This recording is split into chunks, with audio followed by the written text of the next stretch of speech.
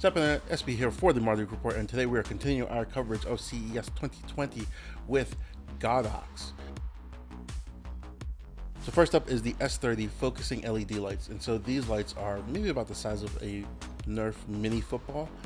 They are focusing lights. What that means by focusing lights is that you can actually change how wide the beam is without having to actually do anything or add any other kind of light modifiers. It comes with barn doors, a couple other accessories, but these things are really, really powerful. They produce at the least focused, so the widest you can get it, you're still getting about 2,800 lumens at 1 meter. And if you focus that light all the way down as much as you possibly can, that lumen reading jumps up to like 11,000. So you can really get a really nice tight spotlight on whatever you're shooting. What also they were showing off is the S30-D. So the S30D is a kit of 3 of these lights, plus a travel case for the lights, all the accessories that are ever been made for the S30. So that is focusing lens, all of the different focal length stands that it comes with, 2 mini soft boxes, all of the filters, all of the gels, basically the full kit and caboodle. The S30 by itself is, I want to say, like $250. The S30D, I'm not sure on price, but I would think it's probably going to be about 1,100 bucks.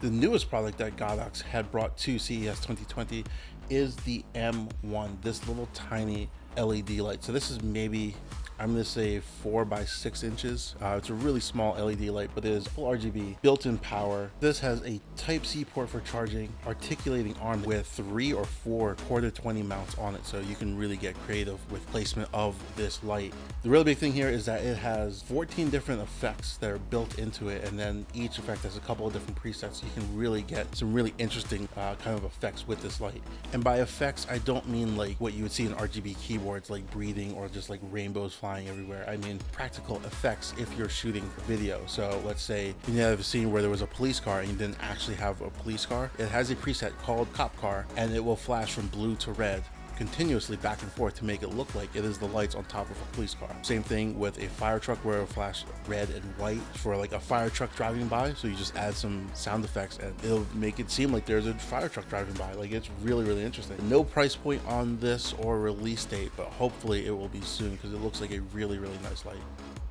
Also on display was the VL150 and VL200.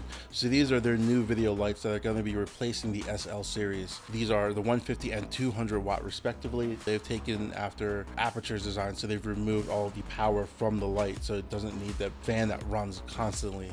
So if you've ever thought about buying a Godox SL light but were put off by the amount of noise from the fan, the very small amount of noise still, this light now won't have that. You won't have that issue, and it's really small. This is almost like child small. It's kind of crazy.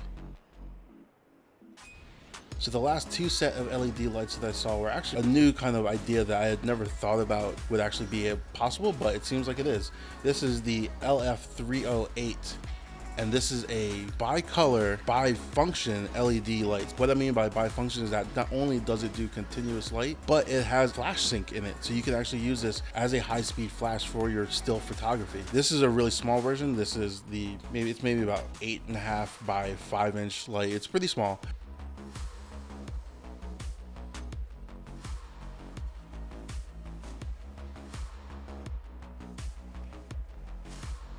But this is the FV150, and this is basically the bigger version of that. This can do a high-speed sync up to, I believe, 1/8,000th of a second, and it can put out some light. It is bigger than the new video lights, and there is no separate power for it.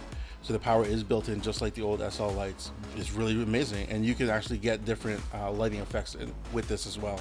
So not only can you do the high-speed sync and use it as your modeling light, but if you need to simulate any kind of flashing like lightning or anything like that, you can do that with this light. This is on the market. I believe the FV150 is like 350 bucks, but let me double check that before you quote me on that.